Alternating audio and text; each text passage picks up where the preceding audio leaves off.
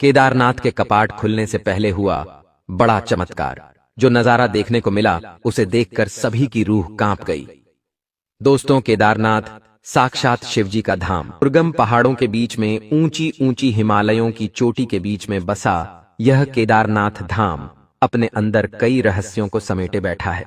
केदारनाथ दिखने में जितना खूबसूरत, मनमोहक है, उतना ही यह डरावना भी है, क्योंकि यहाँ पर साक्षात भोलेनाथ विराजते हैं और जब जब भोलेनाथ के भक्तों पर, भोलेनाथ के इस नगर पर अत्याचार होता है, तब तब भोलेनाथ स्वयं अपना रौद्र रूप धारण करते हैं। इसका प्रमाण हमें समय समय पर मिलता आया है। कभी केदारनाथ में बादल का फटना, कभी भयंकर चट्टानों का टूट जाना। ये सभी चीजें हमें बतलाती हैं कि हम सब तो केवल इस धरती पर मजदूरी करने के लिए और भोग विलास के लिए आए हुए हैं और महादेव का नाम जपने के लिए आए हैं। अगर हमने इस धरती को अपना समझकर इस पर अत्याचार किया, यहाँ के प्राणियों पर अत्याचार किया, तो हमारे शिव जी फिर किसी को भी नहीं छोड़ेंगे। केदारनाथ धाम 4 धामों में सबसे महत्वपूर्ण धाम माना जाता है। केदारनाथ के कपाट ग्रीष्म ऋतु यानी गर्मियों आते ही भक्तों के लिए खोल दिए जाते, आते ही वापस से बंद कर दिए। केवल 6 महीनों के लिए खुलते हैं और 6 महीनों के लिए बाबा केदार स्वयं ही मग्न हो जाते हैं। इस वर्ष केदारनाथ के कपाट 2 मई को खुलने जा रहे हैं, जिसकी तैयारियां भी जोरों शोरों से शुरू हो चुकी है। लेकिन इसी दौरान एक भयंकर चमत्कार देखने को मिला है। दोस्तों, किसी ने सोचा नहीं था कि केदारनाथ के कपाट खुलने से पहले ही इतना बड़ा चमत्कार केदारनाथ धाम में हो सकता है। बाबा केदारनाथ के कपाट खुलने से पहले ऊखी मठ के ओंकारेश्वर मंदिर में बाबा भैरवनाथ की पूजा अर्चना की जाती है। फिर इसके बाद में बाबा केदारनाथ की डोली केदारनाथ धाम के लिए प्रस्थान कर दी जाती है। इसके बाद बाबा केदारनाथ की STI अगले दिन यानी कि अगले ही दिन गुप्त काशी है और शीत ऋतु के जाते हैं, यह कपाट जाई जाती है। वहां पर से अगले दिन केदारनाथ की यह डोली फटा के लिए और अगले दिन यही डोली बाबा केदारनाथ के गौरीकुंड पहुंच जाती है।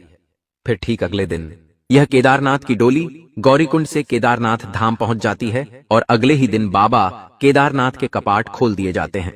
अगर आपको तारीख बताई जाए तो इस वर्ष 27 अप्रैल को ऊखीमठ से बाबा केदारनाथ की निकल जाएगी और नगर भ्रमण करते करते 28 अप्रैल को गुप्त काशी यही बाबा केदारनाथ की डोली पहुंचेगी और फिर अगले दिन 29 अप्रैल को यह फाटा पहुंचेगी और 29 अप्रैल को बाबा केदारनाथ की डोली गौरीकुंड पहुंच जाएगी और गौरीकुंड से ही आप सभी की यात्रा शुरू होती है।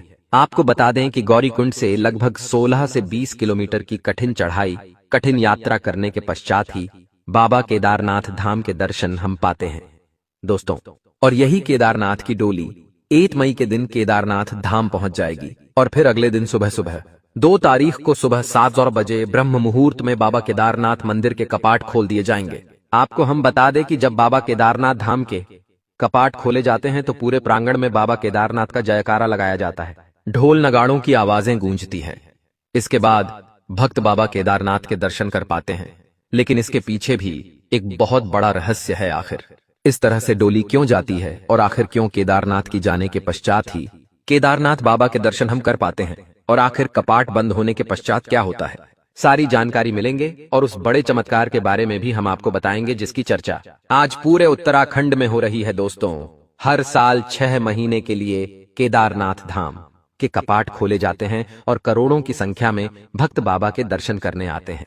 वहीं दिवाली की भाई दूज के दिन ही बाबा केदारनाथ के कपाट सर्दियों में बंद कर दिए जाते हैं, जिसके बाद दोस्तों बाबा केदारनाथ की मूर्ति को डोली में बैठाकर ऊकी मठ में ओंकारेश्वर मंदिर में स्थापित कर दिया जाता है। इसे केदारनाथ की शीतकालीन गद्दी भी कहा जाता है। दोस्तों, वहीं जब केदारनाथ के कपाट खुलने वाले होते हैं तो डोली यात्रा के जरिए बाबा केदारनाथ की मूर्ति को वापस से उनके धाम ले जाया जाता है। दोस्तों, डोली यात्रा की शुरुआत दोस्तों ऊखीमठ से होती है, जैसा मैंने आपको बता दिया है, और यह यात्रा खूब धूमधाम से निकलती है। दोस्तों, अगर जिंदगी में कभी मौका मिले तो दोस्तों इस यात्रा में जरूर शामिल हो जाएगा। ऊखीमठ से गुप्त काशी जाती है, फिर गुप्त काशी से फाटा जाती है और फिर फाटा से गौरीकुंड और गौरीकुंड से केदारनाथ धाम प्रस्थान करती है। दोस्तों, केदारनाथ धाम के कपाट बस कुछ ही दिनों के अंदर खुल रहे हैं।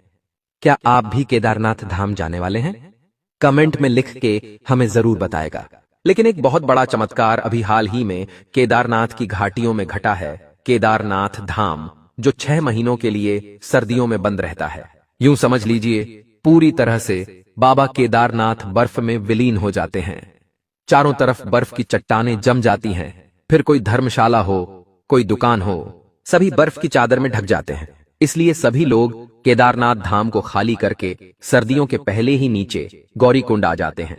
और जैसे ही केदारनाथ धाम के कपाट खुलने का समय आता है, सभी लोग वापस से अपना सामान घोड़े खच्चरों पर लाद लाद कर वापस ऊपर 20 किलोमीटर दूर केदारनाथ धाम ले जाते हैं, जिसमें किराने का सामान, रुकने का सामान, जरूरत की चीजें सभी अपनी अपनी दुकानों के लिए, अपनी धर्मशालाओं के लिए वापस ऊपर ले जाते हैं केदारनाथ धाम में, ताकि यात्रियों को सर्व सुविधा वहां पर मिल जाए। और तैयारियां दोस्तों जोरों शोरों से शुरू हो चुकी हैं।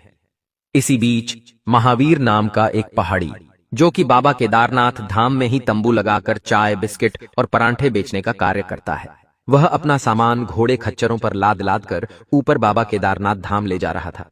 लेकिन महावीर एक सबसे बड़ा भोले का भक्त था। बाबा केदारनाथ उसकी रग रग में बसे हुए थे। जैसे महावीर अपने सामान को लेकर ऊपर बाबा केदारनाथ धाम के समीप पहुंचा, उसने सबसे पहले एक नारियल और अगरबत्ती लिया और बाबा केदारनाथ धाम के मंदिर के समीप पहुंचा।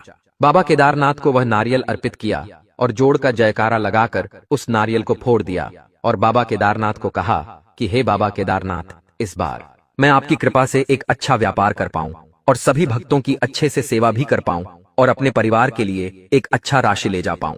वापस महावीर की पत्नी और उसके बच्चे, वह भी महावीर की हमेशा मदद करते हैं, लेकिन इस साल महावीर की पत्नी उसकी मदद नहीं कर पाएगी, क्योंकि पिछले साल जब कपाट बंद हुए, वापस से श्रद्धालु अपने अपने घर के लिए प्रस्थान करें, तो फिर लौटते वक्त महावीर ने भी अपनी दुकान का सारा सामान घोड़े खच्चरों पर लादा और कुछ सामान उसने अपने कंधे पर और अपनी पत्नी के हाथों में थमाया और वे वापस नीचे गौरीकुंड जा रहे थे। लेकिन उस समय लौटते वक्त भारी बारिश और बर्फबारी भी हो रही थी। लेकिन इसी बीच उनके घोड़े का पांव फिसल गया और वह घोड़ा रास्ते में फिसलकर नदी के नीचे जाने ही वाला था कि इतने में महावीर की पत्नी गायत्री ने उसकी रस्सी पकड़ ली। घोड़े में इतना वजन था, फिर भी महावीर की पत्नी गायत्री ने पूरी जी जान लगाकर रस्सी पकड़ ली। एक हाथ में रस्सी थी और दूसरा हाथ वह ठंभे से पकड़ रखा था। उसने अपने घोड़े की जान बचाने के लिए अपनी जान को दांव पर लगा दिया था। इतने में महावीर ने अपना सामान हटाया और गायत्री की मदद करी। दोनों ने खींच खींच कर अपने घोड़े को वापस से रास्ते पर लाया और उसकी जान बचाई। चारों तरफ खूब सारी बारिश हो रही थी, लेकिन इसी दौरान गायत्री का पांव भी फ्रैक्चर हो गया था। महावीर के लिए अब चुनौती बन गया था कि वह अब नीचे उतरे तो कैसे उतरे। लेकिन उसके घोड़े ने, जिसकी जान गायत्री ने बचाई थी, उसने हिम्मत भरी और उस घोड़े पर ही गायत्री को लाद कर महावीर वापस से नीचे जाने लगा। उसकी पत्नी दर्द से कलकला रही थी। जैसे तैसे महावीर और उसकी पत्नी गौरीकुंड पहुंचे और वहां जाकर उन्होंने सबसे पहले डॉक्टर को दिखाया। लेकिन डॉक्टर ने कहा कि तुम अब ऋषिकेश चले जाओ, वहां जाकर आप अपनी पत्नी का इलाज करवाओ, क्योंकि चोट बहुत ही गंभीर दिखाई दे रही है। जब ऋषिकेश महावीर अपनी पत्नी को ले गया तो वहां के डॉक्टरों ने कह दिया कि आपकी पत्नी अब कभी भी नहीं चल पाएगी, क्योंकि आपकी पत्नी का एक पांव में लकवा मार चुका है और आप केवल भगवान से दुआ करिए। अगर भगवान ने चाहा तो आपकी पत्नी वापस से चल पाएगी, लेकिन फिलहाल इनके चलने के कोई भी चांस यानी कि योग नहीं दिखाई दे रहे हैं। महावीर के सर पर यह दुखों का पहाड़ टूट पड़ा था। महावीर बाबा के दरदास से कह रहा था कि हे बाबा, मैंने तो पूरे 6 महीने भक्तों की सेवा करी, कभी भी कोई भी ऐसा काम नहीं करा जिससे आपकी श्रद्धा पर कोई ठेस पहुंचे, लेकिन फिर भी मेरी पत्नी के साथ ऐसा हुआ, आखिर क्यों? इसने तो एक प्राणी की जान बचाई थी और आप तो पशुपति ना थे, और आपके पशु की ही तो जहां गायत्री बचा रही थी, फिर मेरी पत्नी के साथ ऐसा क्यों किया? लेकिन खैर, बाबा केदारनाथ की मर्जी समझकर वापस दोनों अपने घर को लौटे। जैसे तैसे गायत्री एक पेड़ के सहारे और एक हाथ में लकड़ी के सहारे अपना जीवन यापन कर रही थी। लेकिन इस बार महावीर के साथ उसकी पत्नी नहीं आ पा रही थी, क्योंकि उसकी पत्नी का पांव तो लकवा मार चुका था। महावीर जब अपने केदारनाथ धाम पहुंचा तो उसने नारियल फोड़ा और बाबा केदारनाथ को कहा कि इस वर्ष अच्छा व्यापार हो और मेरी पत्नी की आप रक्षा करना। वो हर बार आपके दर्शन करने के लिए आती है, लेकिन इस बार उसका पांव ही टूट चुका है। इसका पांव ही लकवा मार गया है और अब वह चल नहीं पाती और अब वह आपके दर्शन करने के लिए भी नहीं आ पाएगी। उसकी रक्षा करो। बाबा केदारनाथ से मन्नत मांगकर वह वापस अपने दुकान को लगाने के लिए पहुंच गया। उसने अपना सामान उतारा और अपनी वह दुकान जमाने लगा। जैसे ही वह दुकान जमा रहा था, इतने में वह थक हार कर बैठा हुआ था। और थक थक कर उसे कब नींद आ गई उसे भी पता नहीं चला। लेकिन इतने में ही उसके सर पर एक हाथ था। महावीर को लगा कि कोई जानवर होगा जो उसके सर पर हाथ फेर रहा होगा।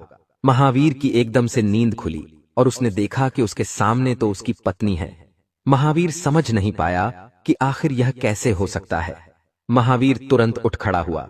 उसके सामने उसकी पत्नी थी। उसके सामने उसकी वही पत्नी थी जो पांव से लकवा मार चुकी थी, जो चल नहीं पा रही थी। महावीर ने अपनी पत्नी से पूछा कि तुम चल पा रही हो और तुम यहां कैसे? तो महावीर पत्नी ने कहा कि आज सुबह जब मैं उठी तो मेरा पांव बिल्कुल सही था, जिसे मेरे पांव में कुछ हुआ ही ना हो। मैं तुरंत चलने लगी और दौड़ने भी लगी और अपने घर का काम भी मैं करने लगी थी। मुझे बहुत बहुत खुश हुई। मैं आपसे फोन पर बात नहीं कर पा रही थी। मैंने सोचा क्यों ना मैं यह खुशी आपको आकर ही दूं, और मुझे तो बाबा केदारनाथ के दर्शन भी करने थे। इसलिए मैं खुद गौरीकुंड से यहां 16 से 20 किलोमीटर चढ़ाई करके आई हूं और मुझे कुछ महसूस नहीं हुआ। मैं यहां पर बिल्कुल हंसते खेलते चलकर आई हूं। जब ये बात महावीर ने सुनी तो महावीर बहुत खुश हुआ। महावीर समझ गया था कि ये तो बाबा केदारनाथ की ही महिमा है। बाबा केदारनाथ का ऐसा चमत्कार हुआ कि उसकी पत्नी वापस से चलने फिरने लग गई और खुद 16 किलोमीटर चढ़ाई करके बाबा केदारनाथ के दर्शन करने पहुंची। दोनों पति पत्नी ने बाबा केदारनाथ के मंदिर के बाहर से ही दर्शन किए, क्योंकि अभी कपाट खुलने में 5 दिन बाकी थे। यह एक बहुत बहुत बड़ा चमत्कार था। दोस्तों, इस चमत्कार पर आपकी क्या राय है? कमेंट में जरूर बताएगा। बाबा केदारनाथ सभी भक्तों के ऊपर अपनी कृपा बरसाते हैं। दोस्तों, सभी भक्तों की चिंताएं हरते हैं, उनका दुख हरते हैं। लेकिन दोस्तों, अभी हाल ही में जिस तरह से कश्मीर में यात्रियों के ऊपर आतंकवादियों ने हमला किया, उनका धर्म पूछ पूछ कर उनको मारा गया। आए दिन दोस्तों इस धरती पर कई ऐसी घटनाएं हमारे सामने आ रही हैं। कहीं पर जानवरों को मारा जा रहा है, कहीं पर गायों को काटा जा रहा है, कहीं पर सनातन हिंदुओं का कत्ल किया जा रहा है। और दोस्तों, वह दिन दूर नहीं जब बाबा केदारनाथ वापस से अपने रुद्र रूप में आ जाएंगे, क्योंकि केदारनाथ घाटी में भी आए दिन कई ऐसे कार्य देखे जा रहे हैं जो बिल्कुल भी नहीं होने चाहिए। हाल ही में पिछले साल भी हमने देखा था कि एकदम से बादल फटा और गौरीकुंड और सोनप्रयाग के बीच का रास्ता ही टूट गया। कई सारी जानें भी उसमें गई थी। दोस्तों, आए दिन कोई ना कोई घटनाएं होती रहती है। दोस्तों, केदारनाथ में आजकल भक्त लोग दर्शन करने के नए नहीं बल्कि रील बनाने के लिए, नाचने गाने के लिए जा रहे हैं, प्राकृतिक नजारों का लुत्फ उठाने के लिए जा रहे हैं। लेकिन हमें ऐसा नहीं करना चाहिए। यह 4 धाम की यात्रा बहुत ही महत्वपूर्ण यात्रा है हमारे हिंदू धर्म में, इसलिए इसे बिल्कुल श्रद्धा के साथ ही का चाहिए, ना ही घोड़ों के ऊपर, खच्चरों के ऊपर अत्याचार करके किया जाना चाहिए। आज हम देखते हैं कि केदारनाथ में 80 किलो 90 किलो के आदमी भी जो अट्ठे इकट्ठे हैं, जिनकी उम्र भी ज्यादा नहीं है, वो भी खच्चर पर बैठकर चश्मा लगाकर ऐशो आराम से केदारनाथ के दर्शन करते जा रहे हैं। लेकिन वे नहीं जानते कि वो प्राणियों को कितना क्षति पहुंचा रहे हैं, उनको कितना पीड़ा दे रहे हैं। और जब ये पीड़ाएं होती रहेंगी तो बाबा केदारनाथ अपने रुद्र रूप में अवश्य आएंगे। इसलिए आप सभी से निवेदन है, अगर आप केदारनाथ जाना चाहते हैं तो जाइए, लेकिन वहां पर केवल शिवजी से मिलने जाइए, क्योंकि वहां शिवजी से मिलने का स्थान है, ना कि लुत्फ उठाने के लिए, पार्टी मनाने के लिए और ना कि रील बनाने के लिए है। इस बात का विशेष ध्यान रखिए। और हाँ, मुझे बताइए कि आप इस बार केदारनाथ जाने वाले हैं या नहीं। अभी के लिए आप सभी दर्शकों को जय बाबा केदारनाथ। कल पुनः मिलेंगे किसी नई स्टोरी के साथ। अभी के लिए धन्यवाद।